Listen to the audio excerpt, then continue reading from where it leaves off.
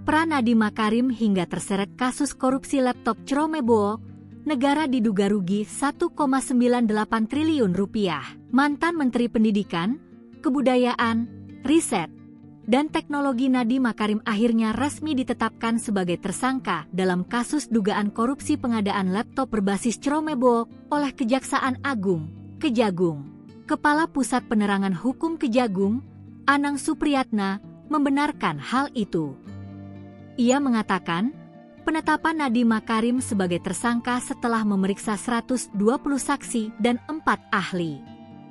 Ditambah pendalaman dan juga alat bukti yang ada. Lantas, apa peran Nadiem Makarim dalam kasus tersebut? Kasus ini bermula dari program pengadaan 1,2 juta unit Cromebo pada 2020-2022 dengan anggaran mencapai 9,3 triliun rupiah. Laptop tersebut seharusnya dibagikan kepada siswa PAUD, SD, SMP, dan SMA, termasuk di daerah 3T, tertinggal, terdepan, terluar. Namun, Kejagung menemukan adanya dugaan rekayasa petunjuk pelaksanaan dan teknis yang mengarahkan penggunaan sistem operasi Chrome OS. Hasil kajian internal Kemendikbudristek justru menyebutkan perangkat ini memiliki kelemahan dan tidak efektif digunakan di Indonesia. Bahwa dalam pelaksanaannya pengadaan TIK di Kemendikbudristek tahun 2020 sampai dengan 2022, semuanya diperintahkan oleh Nadiem Anwar Makarim, menggunakan pengadaan lengkap dengan software Chrome OS, kata Direktur Penyidikan Jampitsus, Abdul Qohar. Dari hasil penyidikan, peran Nadiem disebut cukup dominan.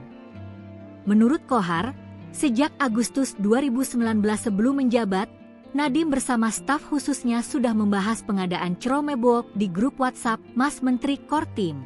Pada 6 Mei 2020, Nadiem disebut memimpin rapat daring dan memberi instruksi agar seluruh pengadaan perangkat TIK 2020-2022 di Kemendikbudristek menggunakan Chrome OS. Namun Qohar menjelaskan, Chrome OS tersebut dalam penggunanya untuk guru dan siswa tidak dapat digunakan secara optimal karena Chrome OS sulit digunakan khususnya bagi guru dan siswa pelajar. Sebelum Nadiem, Kejagung lebih dulu menjerat 4 tersangka.